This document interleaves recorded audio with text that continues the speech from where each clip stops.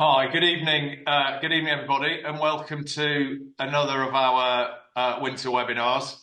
It seems a long time ago since we started these, but I was reflecting with a friend recently that it's pretty much 4 years. It's just a month under 4 years since we were all locked down and weren't able to do anything. And really, I guess out of necessity, we started running these webinars. So it's really good that they are, I think, being quite successful. We're able to cover a range of topics, and thank you all very much for joining, not just tonight, but on previous occasions. Really welcome, and very much hope we can we'll continue to run these because I think they're an opportunity to get some of the industry's really big hitters together and present to us. So, and we're lucky enough to have that again tonight. And I think, first of all, as always, just a huge thank you to our sponsors, Oxbury Bank. In the notes that I have about Oxbury, they says they're the new kids on the block, but soon that will run out because they won't be the new kids on the block. They'll be they'll have been around a long time, and they have now been around a few years. But they're the only bank that's dedicated to British agriculture. They're founded in 2021, so 3 years, by bankers, farmers, and technologists, specialists, as I say, in agricultural banking and a focus on the British food and farming sector. And those of you that were able to see the webinar we did last year on new entrants will have had the opportunity to hear directly from them. So, and that is available on the YouTube channel and a website if anybody wants to go and look at it. So, a big thank you to Oxbury for continuing to support us. Just a bit of housekeeping. As always, tonight's webinar will be recorded. It's available on the TFA YouTube channel at Tenant Farmers. When you visit YouTube, I sound like I know what I'm talking about there, don't I? But those that are younger and better at technology than me will understand exactly what that means. But yeah, it's available on YouTube. So if you want to go back and have a look, and you will find a lot of our previous webinars on there too. The ones we're covering ELMS and SFI, landlord-tenant relationships, where we had the Crown and the Duchy of Cornwall with us, and also about soil carbon issues. So lots of stuff to pass what seems to be still a very wet day through winter. So maybe the sun will start shining soon. Anyway, without further ado, let's move on to the topic of tonight's session, which is headlined "Implementing the ROC Review Recommendations and What Has Been Achieved." As I say, we're fortunate to have some of the industry's big hitters come and join us on these webinars, and tonight is no different because we're joined by Baroness Kate Rock, who many of you will know chaired the ROC Review and presented the review to government, and the forum, which I will touch on in a little while. I'm the Tenant Farmers Association representative on the forum, so I'll talk through that briefly later on. But that has been formed on the back of the review in order to implement many of the recommendations. So we'll hopefully cover that as well. So really, really good to have Baroness Kate Rock with us this evening. And for the Q&A session, we'll also be joined by George Dunn, our Chief Executive, who I'm sure all of you are familiar with. And George continues to do a fantastic job for the tenanted sector. It seems unlikely that it was 2 years ago that we were celebrating 25 years of George's tenure. So we're well into the next 25 now. So we don't need to worry about him going anywhere, hopefully. So that's all good. So yeah, I think without further ado, let's crack on, and I'll welcome Baroness Rock to give us her impression of what has been achieved so far, and maybe what we should be achieving. So Brilliant. Welcome, Baroness Rock, and thank you for joining us this evening. Mark, thank you. And thank you to all the members of the TFA. I always get an incredibly warm welcome from all of you. And it's really nice to be here this evening to give you a bit of an update. I thought what I'd do is I'd sort of split it into two parts, really. The first bit is just to say what I think has been achieved and what progress has been made. And then secondly, some areas that I think that we as an industry still need to ensure that we are pushing and championing some of the areas that perhaps are going a bit slower. So I thought I'd sort of split it into two parts and go from there. So what has been achieved? And I think that it is fair to say that the response has been very good from government, and there has been good progress made, particularly in the setting up of the forum. Mark's going to talk more about the actual in his involvement and what is happening with the forum, but that is a really strong message for all of us, that the forum is set up, it's active, it's working, it's got a good selection of members on it. I went to the last forum. We had a very good debate. I am always pushing the forum to ensure that it's about implementation and delivery. I'm not a member of the forum myself, but I'm very pleased that I've been invited to the last one and I'm going to the next one. And for me, the real push is about implementation of the recommendations that have been accepted. So the forum is a good start. I'm also really encouraged that there's been a very fast development of this industry-led code of practice that we've all talked about in the past. And that is really to encourage the key theme of the review, which is this collaboration between tenant and landlord. And it has really resonated with so many people across the industry, but also it's really resonated with so many people across government. So this is a big win for us to get this up and running. And I'm really confident that we're going to have, it's gone out to consultation to the various members who are on the group, one of which, of course, is George Dunn.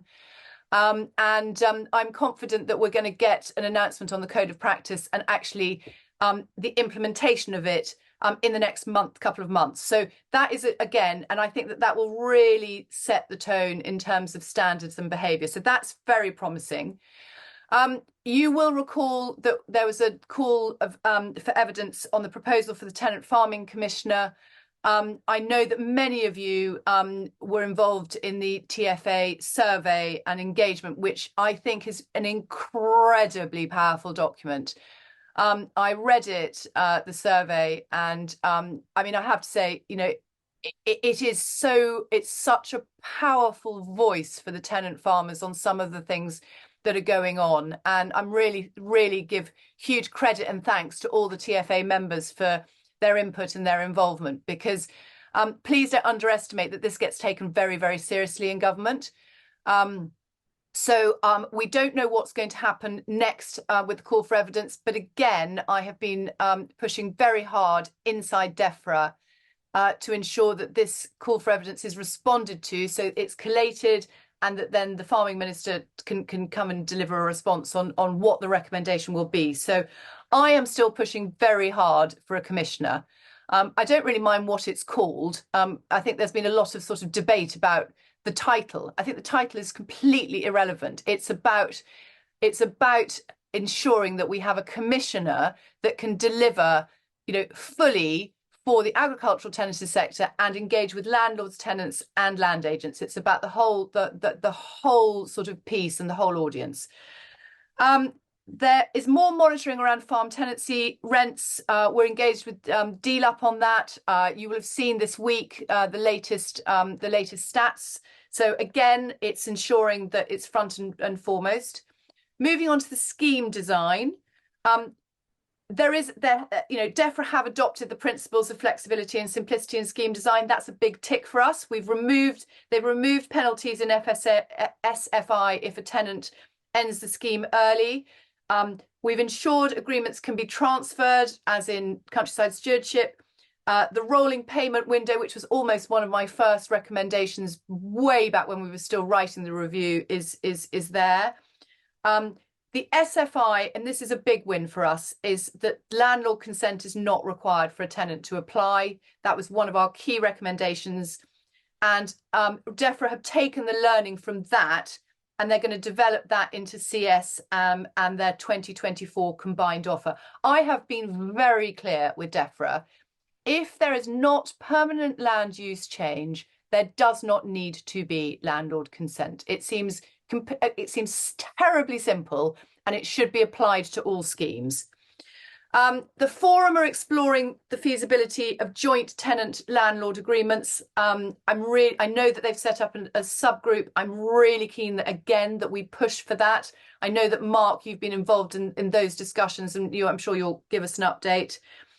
And DEFRA are going to explore a new requirement for landlords to consult with tenants prior to applying for schemes on tenanted land. So again, we just need to push on that. You will have seen in round 2 of the landscape recovery that there are more tenants involved. In fact, I think it's 85% of round 2 have tenant involvement. And the application process for landscape recovery now has to show that there's engagement with tenants and that the tenants are supportive of the project. What I'm also going to do is, as the landscape recovery starts to build, we need to ensure that at the stage, obviously it's only design, but when it comes to implementation, that that tenants are involved in every step of the way. And I actually was on a webinar with DEFRA, listening to the DEFRA officials last week, and they committed to the fact that they will absolutely ensure that that there's a mechanism for tenants to give feedback on landscape recovery, for example, if they feel pressurised into going to landscape recovery by the landlord. So that's another important win. What else? Tax. No, sorry, I'm going to not do tax yet. The impact of schemes on the tenanted sector, there is now work underway which is looking at data and monitoring of the schemes. I do hear that, you know, there are people who are having land taken back. I think there's one big institutional organisation that seems to be doing that. I've asked for the RPA to add tenancy questions to the application process so we can track both if land has been taken away, but also how many tenants are going into the scheme. And I think DEFRA are gonna do that. On the joint tenant landlord applications, not just for ELMS, but also productivity schemes, that is a real key for us. And again, that is being worked through by the forum. On trees, the UCO, the England Woodland Creation Offer, has now been amended to include questions to monitor land resumption from tenants. I think that needs to be extended to all schemes, and I have and I'm pushing very hard for the forum to look at to not only look at that but make a decision on it, because again it should be a very simple and effective win for farmers. And then on tax, I was in seeing the new financial secretary to the Treasury a few weeks ago to talk through the reasons and the explanations and the rationale behind our argument for the tax recommendations. The call for evidence closed, and I think it would be. I mean, you never know with the budget and what's going to happen, but I would hope that there will be an answer to the tax recommendations in the forthcoming budget. I don't know what the answer is, but I would hope that would be dealt with in the forthcoming budget. And then on the other big important thing is we were really clear in the review that we needed to embed the tenanted sector into DEFRA, and that everybody in DEFRA understood what being a tenant farmer means, the barriers that we face in terms of some of the challenges that are very different to owner occupiers. And they have now set up a new policy team that is dedicated to farm tenants and to the tenant sector. And that team, which is a very powerful message to the whole of DEFRA as well. And they are going to coordinate and track all the progress on all the government response and the commitments to doing that. So I think that's a really good start. What hasn't happened? Legislative changes. We need to open up the ability for tenants to diversify business. It's one of DEFRA's key arguments that farmers need to diversify. So if tenant farmers can't diversify, that is going to be really hard for us. So we need to absolutely ensure that that we have that we push through those legislative changes. And also that legislation to extend existing AHA protections, such as the unreasonable refusal on scheme entry and access to arbitration to FBT tenants in England. It already happens in Wales. It should happen here as well. So again, I'm pushing very hard on that. Tenancy reform, again, it's a big and broad, subject, but we really must push for a broad consultation on tenancy reform this year. We need to address what needs to be done from a legislative point of view to ensure the viability of the sector.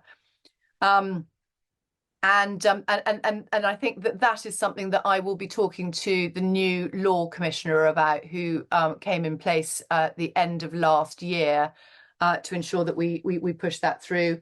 And that is that would resolve in a sort of broad consultation on agricultural reform. Finally, because I've taken up far too much time already, I said I wouldn't talk for 10 minutes and I have, sorry. The engagement continues. I was in Downing Street with all the policy unit, going through the recommendations. Number 10 are fully engaged on this and fully supportive. DEFRA, lots of engagement with DEFRA. I also had a really useful and good meeting with Steve Reed, who is the Labour Shadow Secretary of State, and with Daniel Zeichner. So I'm continuing. How do I put this nicely? I'm continuing to be a little bit of a pain in everybody's sides. I'm not going anywhere. This is too important for us, for the tenant farmers. So I wrote the review in 2022. It was published at the end of 22. Government responded in 2023. And in 2024, we will still continue to push absolutely on everything. It's an election year. There's a lot going to go on. But I'm not going anywhere, Mark. I'm here to stay. I'm going to stop right there.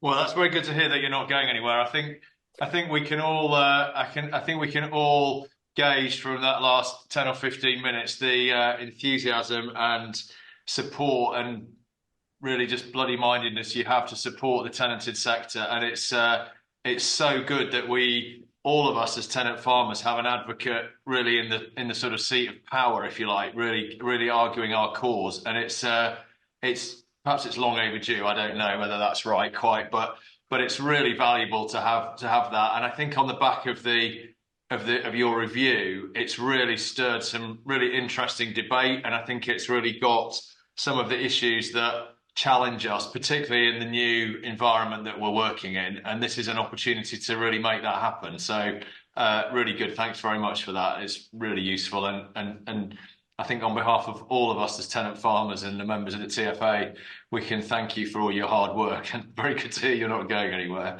So that's really good to know.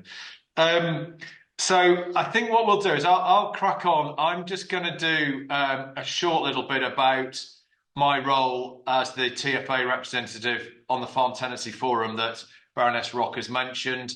And I'll give you a short update of where we are with the Tenancy Code of Practice and a couple of other things that have been mentioned in the first 10 or 15 minutes. So what is the forum and what is its purpose? I guess in a nutshell, the forum was put in place. It was a recommendation of the review itself on a number of points, and the forum was put together in order to deliver the recommendations after the government's response to the review. So it's really there to try and implement what the review is there for, and I guess in a wider sense to look at how the industry and DEFRA in particular can really support the tenanted sector continuing to grow and be resilient and continue, because it's a very important part of the overall sector.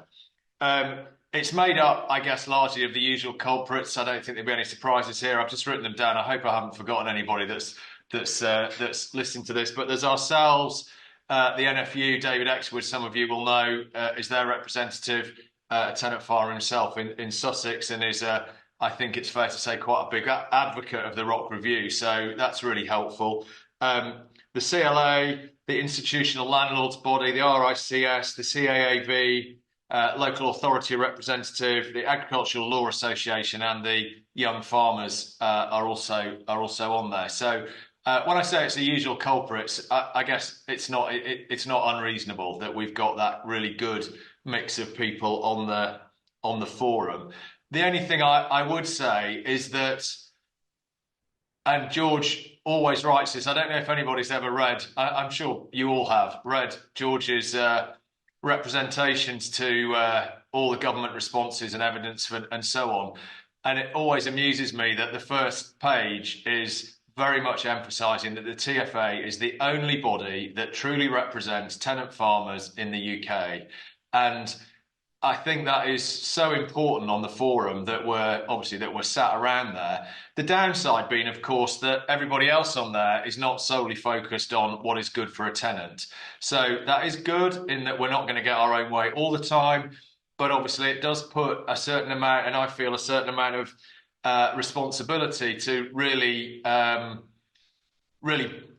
challenge when we're not making progress, because I think that sometimes in these bodies, as I'm sure you'll all appreciate, it's very easy for people to participate, but really what they're really after is maintaining the status quo. And I think it's really vital that this body doesn't just do that. We were very keen that the representatives on the forum should be a little bit different from those that had been on TRIG. TRIG, as many of you will know, the Tenancy Reform Industry Group was set up, George will correct me in a while, but I think about 20 years ago, ran for a period of time. And I think initially probably was quite useful, but latterly had become a little bit of a sort of a blocker maybe. People were just talking about the subjects and there were lots of stuff put in the "this too difficult" drawer. So this is good to have that kind of reinvigoration of things that address the tenanted sector. So I'm hoping that the forum is going to be really beneficial. I guess my role on there is, as I said, it's very much to promote the tenanted sector and what's going to be good for it, representing the TFA. Again, I'm not a lone voice, but I think it's really important that I speak up, and I hope I manage to do that in the right places. So I'll continue to do that. One of the things for me that is absolutely critical to what the forum does, and I guess that there might be a sense of frustration that the review itself took, Baroness Knott, you'll correct me, but I think 9 months probably from start to finish. And the forum has been in place now for, I think, 8 months. July was our first meeting. It's very easy to see what the review did. It's not quite so easy to see what the forum has done so far. So I think it's really critical that we keep pushing for that. And I see very much my part of the role in that is really pushing the body on to try and look at where the recommendations are and to really see some action. Maybe it's just my background and when we're running a farm, you can't sit around talking about things for too long, as you all know. You have to get on and do stuff. So maybe that's just where I come from. But I think it's absolutely critical that we deliver stuff, and it's really good to hear from within DEFRA and senior ministers that they are also really keen that it delivers. So we have got support on that. Baroness Rock has mentioned a few things that I think we probably have contributed to. I'm not sure we can take credit for entirely having delivered them, but certainly moving or looking at landlord's consent, which was one of the things we focused on to start with, I think has made a difference. And going forward into SFI 24, which is hopefully going to come out fairly quickly, but we can already see that there are loads more options that are going to be available in SFI, which is a 3-year term, which don't require landlord consent, and therefore, and also tenants who can demonstrate that they believe that they have management control of the land for that 3-year period are able to enter it. So I think we've made some significant progress as opposed to perhaps where the position was with countryside stewardship. So that in itself is a good start. I think there's still quite a bit of work to do on that, and it'll be interesting to see when they come out with the combined offer, as they're calling the sort of 24 SFI and CS options, just that we make sure that there aren't options that sort of, if you like, under the radar suddenly become things that need landlord consent. Because as was said just now, essentially if it doesn't involve land use change, then there really should be no need for landlord consent. So I think that's a bit of a win already. I said we would talk a little bit about the code of practice, and again, Baroness Rocks mentioned that. George was on the working group that was set up by the forum, and again, George will correct me on the timelines, but it started its work in, I think, probably late summer, August, September last year. Produced a report in early January. It went out for some consultation to us on the forum, and is now out for wider consultation. And is due, that consultation side is due to come back to us in early March. And the intention and the timeline, and I'm pleased to say that Julian Sayers, who some of you will know, who chairs the forum, is pretty keen that we get this published by the end of March. And so far, fingers crossed, we've had a lot of very good feedback and agreement to what is in that code. And so we should. We've put a good working group together from all sides of the industry. And as Baroness Rock said earlier, I think there is a belief that right across the board, this is not just us as tenants, but the professionals and some landlords also understand that really we need some good behaviour. And this does come back a little bit to, and I'll just touch a little bit on what we're doing on joint agreements, but around underneath all of this, it is so important that fundamentally we get collaboration between landlords and tenants. We're in a position now where the whole environment within which we're working is so different to probably what any of us have experienced in our lifetime, because we've been very used to filling a form in once a year, receiving some money from government, straight the European Union, and the landlord or the landlord's agent saying, right, well, let's have a rent discussion. How much did you get from the European Union? Well, we'll have that. And then we'll have a bit of a debate about how the farm's doing. And now we're in a totally different position because we don't have that anymore, or we very soon won't have any of it. We have a little bit left, but we won't have any soon. And it is up to us to see, how are we going to replace that income? How are we going to manage our farm? The way in which we can maximise the amount of income that is generated from farms is actually by collaborating with the landlord and the landlord collaborating with us. Because there are, as we all know, there are certain schemes that are, it would be nice to have 80-year tenancies as a basic, and then we could all enter nutrient neutrality ourselves, but we clearly can't do that. So, but that is a way of earning some money.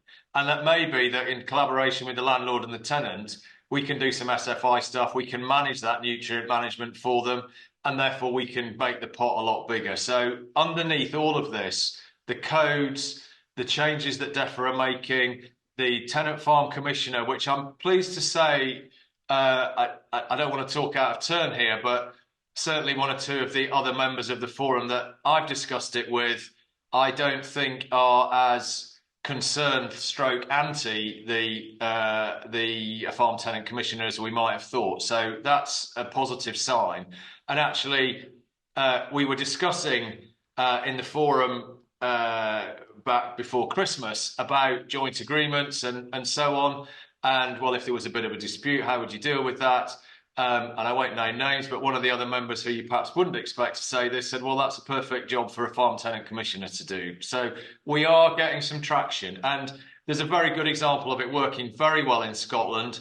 And so we've got a template, if you like, and they look after the codes that are in place and help with also getting government to really understand how the tenanted sector works, or actually, perhaps more widely, how the sector that doesn't own the land they farm works, because that is something that I think DEFRA sometimes struggles to get its head around. So really, really, really important. And then finally, I would just mention where we are with joint agreements. Again, Baroness Rock said that. We believe this is a really important aspect of trying to pull something together which allows this to happen. We had as was mentioned, we have the forum which meets quarterly. We are having a number of subgroups which are focusing on specific areas, and this is one of them. I have to say I've pushed very hard for these to happen sooner and more regularly, because I think we need to keep the ball rolling on it. We had a pretty constructive meeting, I think, yesterday, really good and some progress. I'm hoping that one of the things that may come out of that is, at the very least, we'll fairly quickly see a pilot program to try joint landlord and tenant agreements. My concern is, listening around the table to some of it, is that we're trying to create the possibility of joint agreements, which, before it goes out there, covers every last possibility of how it could possibly go wrong. And the reality is, in order for a joint agreement to work, you actually need two parties who want it to work in the first place. So if we have a bit of a pilot, we should be able to start and see how those work and actually identify possibly where there are issues, but also where there's good practice and where it can really be made to work. So hopefully we're starting to make some traction on that one. And the final thing that I think really is required is, we see SFI getting rolled out. I think we're up to 10,000 applications in progress now. Big song and dance, 10% of the industry is engaging. We need 70% of the industry to engage. So we're getting there, so that's good, but there's still a long way to go. But we're clearly seeing some issues with land getting taken back and out of the tenanted sector. I think it's fair to say that ministers are concerned about that. They don't want to see that. That's very much part of, they want to support the tenanted sector. The difficulty at the moment is the reports we get maybe are anecdotal. We don't have a measure on it. So we're pushing really hard to get what to me seems a very simple question in the application process, which is the land currently tenanted? A, yes or no. Will it be tenanted? Yes or no, post this agreement being in place? Because then we start to get a handle on it. And we do need to know what's getting lost to solar farms and tree planting and one thing and another. But really, we need to know what the impact of SFI is here, I think. And that would be a really good start. So in a nutshell, what I'm really trying to do is to try and focus on some issues where we can really start to make a difference quickly. That's all we can do at the moment. We've just got to keep pushing on it and make sure it doesn't become a academic talking shop. With me on it, it won't become academic, that's for sure. But it might become a talking shop. So yeah, that's a little bit about the forum, and so hopefully that kind of puts you a little bit in the picture, both with Baroness Rockstead and what I've just updated you on about where we are with the forum. So I think hopefully that sort of covers that off a little bit. So I think what we'll do now is just move on to Q&A. I didn't say at the start, but we've clearly got some very well-tuned attendance tonight. So I see all of the questions are in the Q&A box. So that's good to see that maybe people have remembered from previous instructions. So it's great. We've got a number of questions in there, and we've got quite a few questions that were sent in prior to the event. I'll make the inevitable apology that we won't answer all of these. Again, we almost certainly won't get round to it. So apologies if you've sent questions in or put them on the Q&A and they don't get covered.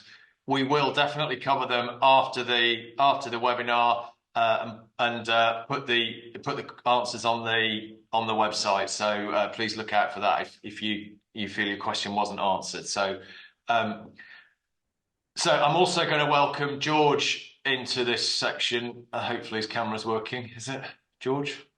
Is he there? Yes, good. That was a bit of a technical disaster moment in heading our way. So yeah, George is going to join us for this.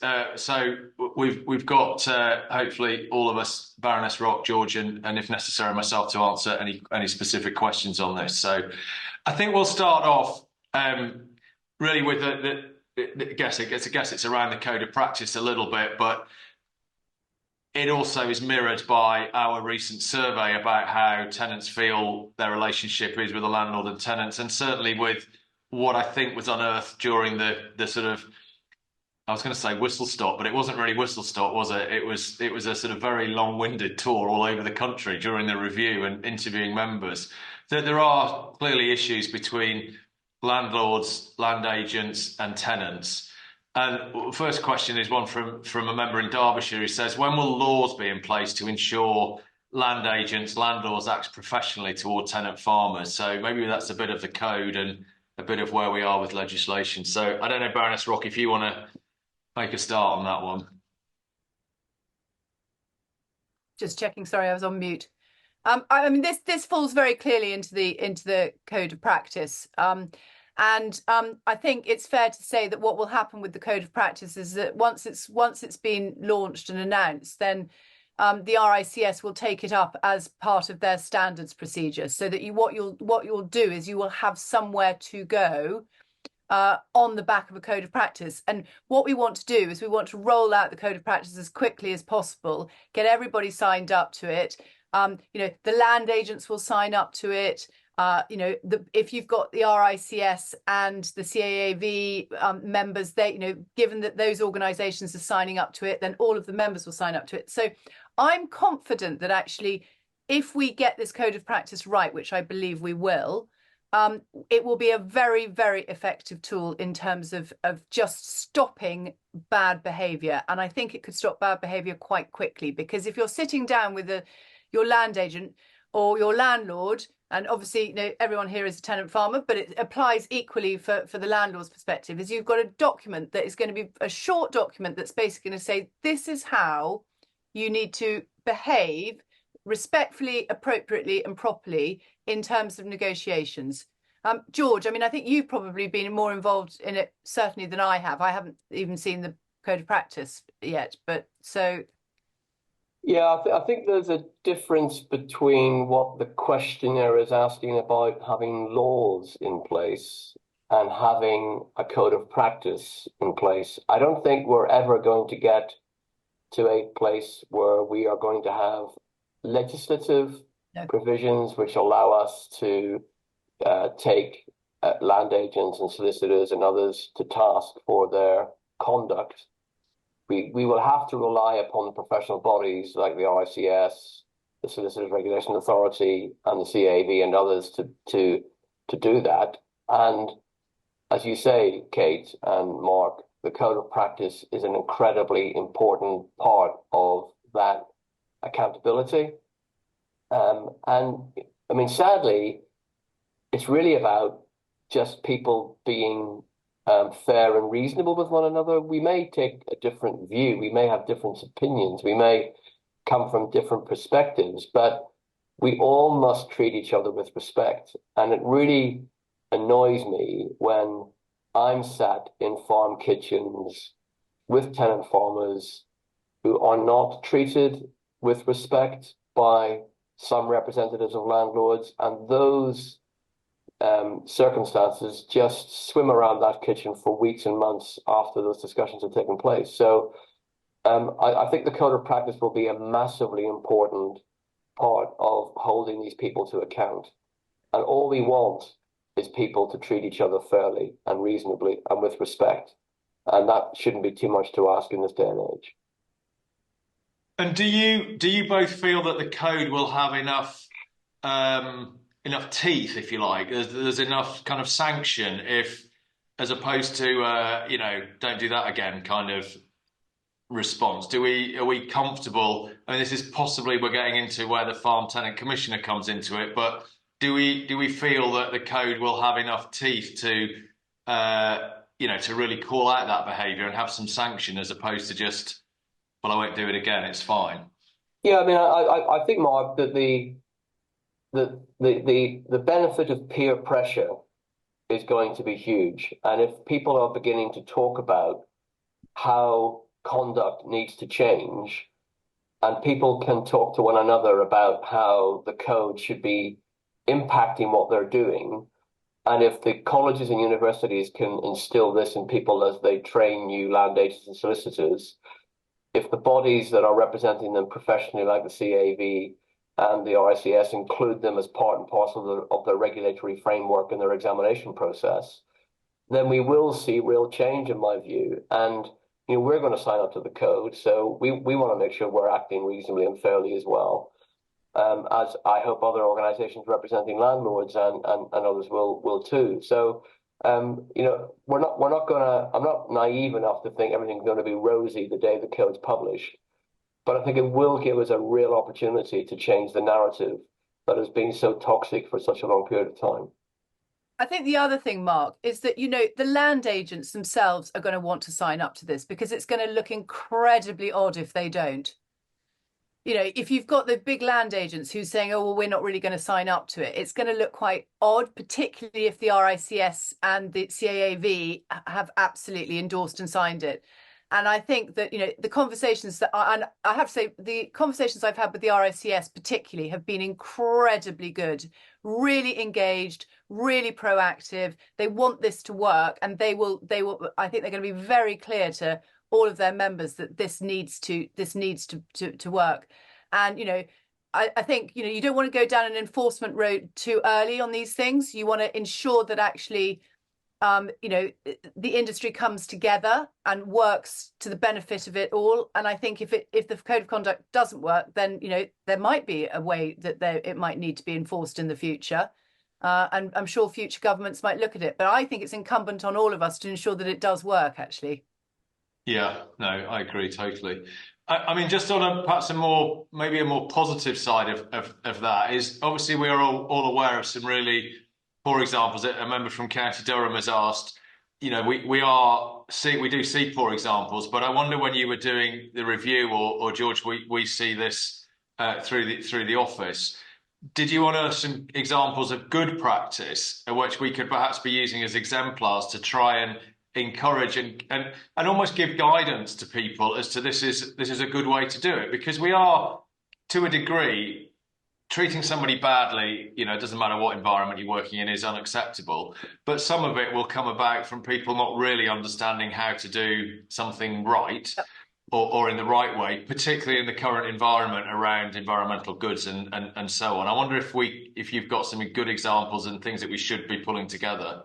Yeah, I mean, I did in the review, I wanted to try and bring this all alive. So I put in real examples that we got on the road meeting people, both good and bad. So there was real life examples of bad practice of landlords putting, new clauses into agreements, all of that sort of thing. But there was also some really good ones. So I'll just give you one example of an estate that we visited in Yorkshire, quite a big family estate, lots of tenant farmers, in-house land agent, and we met with all the tenant farmers. And I said, what's one of the things that is working? And they said it's been brilliant because the land agent basically has said we want to do some environmental outcome work on the estate. It's part of the family's, forward thinking about what they want to do with the estate going forward.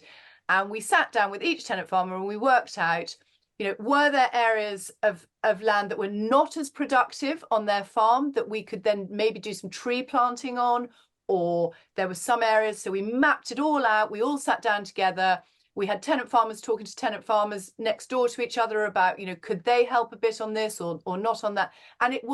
And honestly, there were like 40 people in the room all telling me that this was brilliant because they'd pored over a map of the whole estate and had really been involved with the family, with the land agent. And actually, it was benefiting all of them. And the landlord was very clear. He said, look, I do want to do some environmental outcomes, but you're doing the work, you guys. You get the money, you pay for it. But, my vision is that I want to have that balance of nature and farming for the wider estate. That, for me, I mean, that is absolutely fantastic. If every landlord did that with, whether they have one tenant farmer or 20 tenant farmers, I mean, that is exactly right. Is what can we do to work together? So that was a really good example for me. Yeah, Mark, I've got some really good examples, loads of really good examples, but a couple which spring to mind is a private estate that decided to pay for its tenants to go under the Royal Countryside Fund Farm Resilience Programme. Mm. And they had a free session at the end of the program for those tenants. And the tenants were asked what they wanted to do with that free session. And they suggested that I came in and spoke to them.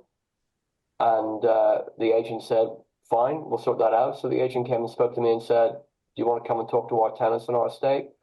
I said, are you happy for me to talk to them without you present in the room? And he said, absolutely. He said, we'd like to be in at the beginning just so that we can talk about stuff together, but very happy for you to have some time alone. A very, very open-handed approach, in my view, in terms of that. And that went down really well with the tenants. And on a micro level, we've been involved with a member who was a clear shoe-in for a succession, statutory succession. But the estate, for various reasons, asked if we would be prepared to think about an FBT. And we were in the throes at the moment of signing up to a very long FBT, 30 years, very much on AHA terms, with terms that help the tenant and the landlord at the same time. So, yeah, I mean, they're absolutely good examples out there. The problem is they're just too few and far between when you look at the bad practice. And we need to bring everybody up to the same standard. Yeah, yeah. And I think giving those examples and showing up front where these things are good and why they work, because there's it's not simple, is it? It's not simple to make good collaboration. So, but where it works, it's really valuable for all parties. So, highlighting those is I think really worthwhile. And just move on a little bit. Perhaps we could just cover sort of taxation. I know the recommendation around tax on the review and is out for consultation at the moment. We've got a couple of questions. One posted previously from a member in Suffolk, and one from Matt Forrest on the Q&A, who asks, is anyone else finding concerns where APR, agricultural property relief, is driving landlord behaviours? And the previous question from the member in Suffolk is asking what's happened to the Treasury consultation, and can we get longer term FBTs going on the back of it? So all sort of APR related and the taxation consultation. Perhaps you could cover that. Yeah, shall I start? Because this is where Kate and I will probably fall out a little bit. So,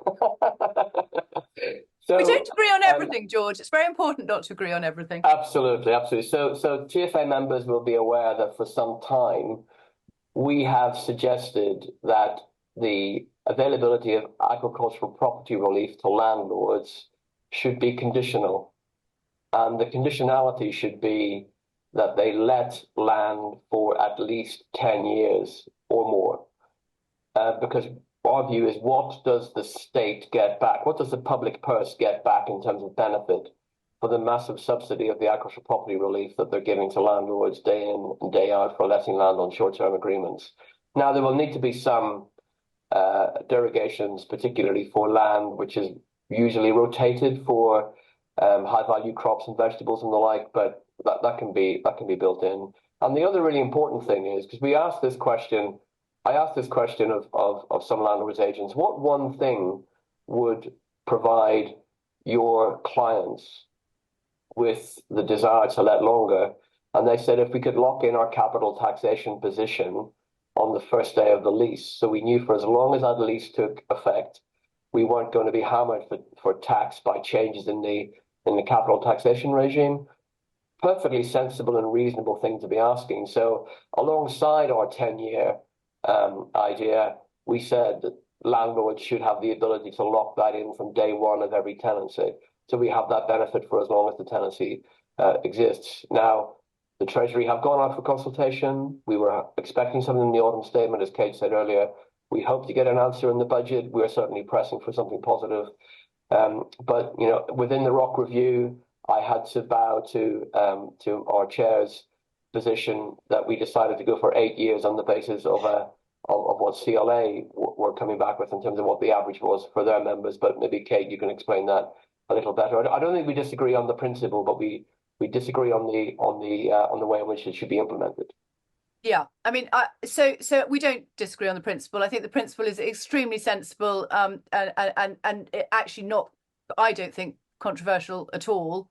I didn't agree with the 10 years that the TFA recommended, and I didn't because when we were, exactly as George said, when the CLA did a survey, they said that the average was 8 years. So I thought, therefore, if we did 8 years, the CLA would say, well, that's fine because our members are 8 years anyway, so there wouldn't be an issue with that. I think the consultation has gone well. I mean, you know, I imagine that quite a lot of people have put their views forward. These things are always really hard because it's about tax, and it takes a long time to get these things through. But what I will say is that the Treasury are engaged, they're listening. I mean, the conversation that I had, as I said earlier, with FST was a very open, engaged conversation. He understood the argument that I was putting forward. You know, for me, this is really simple. We can't deliver if we don't have longer tenancies. You know, everything, if we can pull a lever that gets longer tenancies, that can only be a good thing. So let's wait and see. The budget is on the 6th of March. I hope that we'll know one way or the other. I think it would just be good to know one way or the other. Yeah. Yeah, and there's no doubt that in the in the current environment with the sort of schemes that we've got environmentally, long-term tenancies would be, it's just an open door really to But try. what we're saying is we're not saying exactly 8 years. We're saying a minimum of 8 years. So Yeah. we're just moving the dial. You know, the average is, as you all know, is 3.1 or something, whatever it is these days. I think it's probably even less. But the point is that we want to move the dial to 8. And, it might be that the Treasury come back and say, well, it could be longer. But the point is, it's that minimum line is what we need to get to. Yeah. Yeah. Yeah. No, and we'll see what happens on is it 6th of March, did you say, the budget? Yeah. Okay, just move on a little bit, which maybe this just touches a little bit on joint agreements and where they can play a role. Sometimes I feel like the joint agreements are a little bit too focused on the sort of environmental agenda, when actually the productivity agenda possibly is where it could make the biggest difference.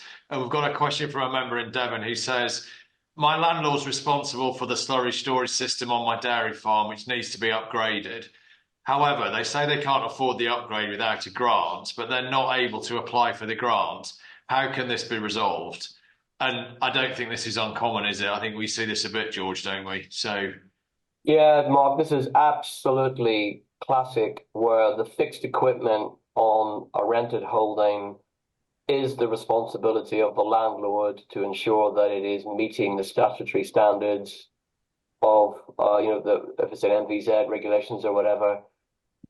So this is the landlord's liability, but the landlord doesn't have access to the grant regime because they are excluded in the way in which they are drawn up. Now, what we are saying is that whilst the tenant manages the fixed equipment, the landlord and the tenant should be able jointly to come together to make an application for the grant.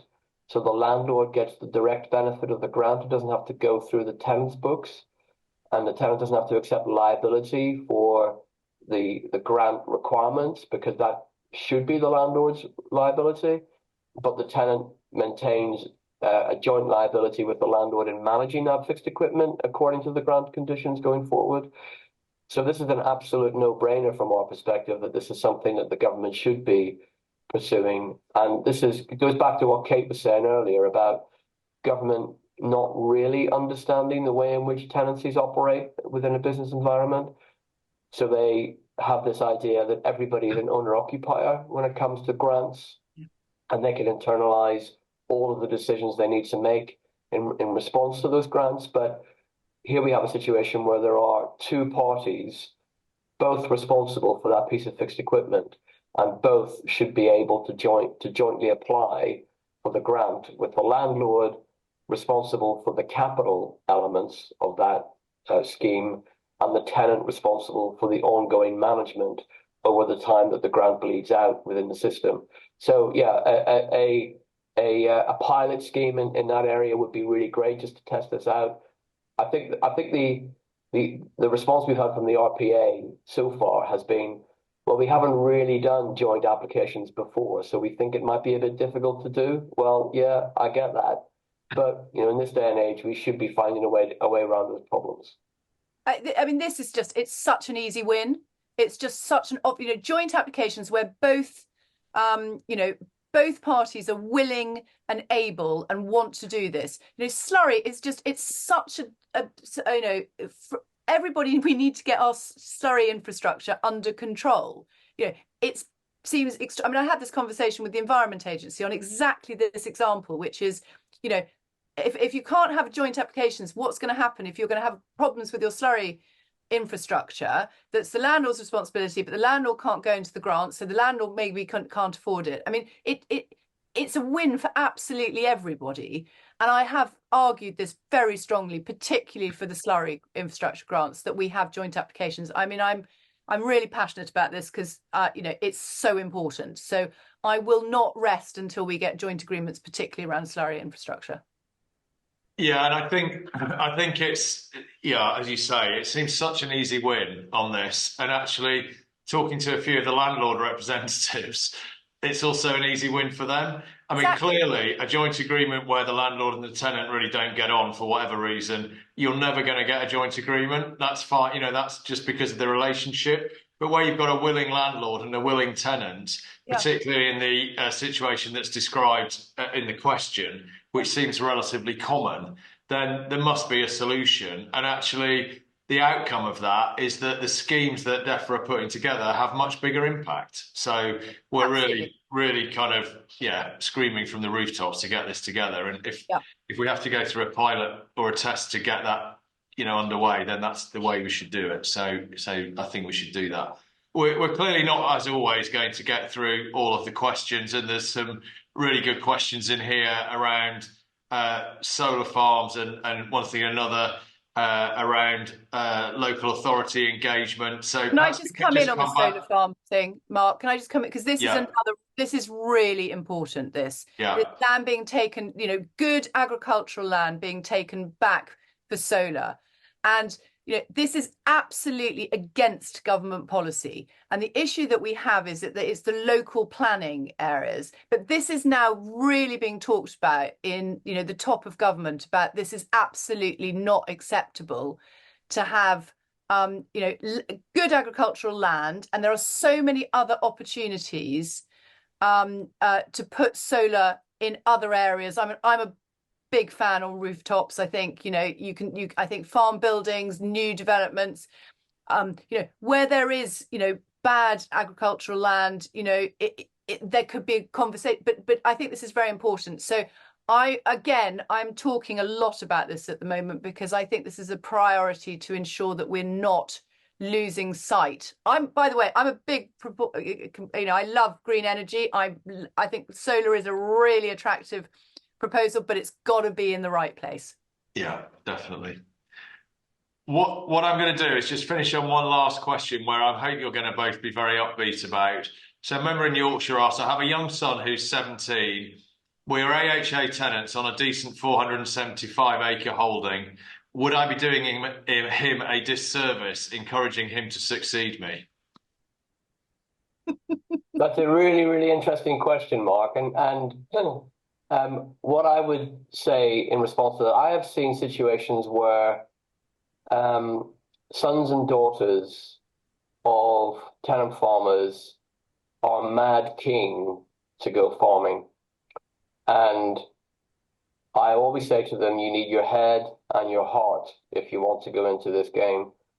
And I would absolutely say to individuals who have sons and daughters in that position, encourage them all you can, because if that's where they're showing their passion, their enthusiasm, then show them how they can play that out in reality for themselves and to their lives. But equally, I've seen situations where sons and daughters of existing farmers don't want to come into the business and are, shall we say, expected to do so. And those situations never work. So if people want to go and opt to do other things, let them is what I say, because as I say, you need your head and you need your heart for these situations. But where you've got passionate, keen, enthusiastic individuals on these farms, absolutely yes, yes, yes, every day, encourage them into the industry. They come with really good ideas, they come with enthusiasm, they come with passion. They need help and mentoring and assistance to ensure that they do things rightly. But yeah, I would say absolutely yes every day of the week. Well, I'm an example. I farm with my dad. I mean, he's only 85, so obviously he's the active farmer.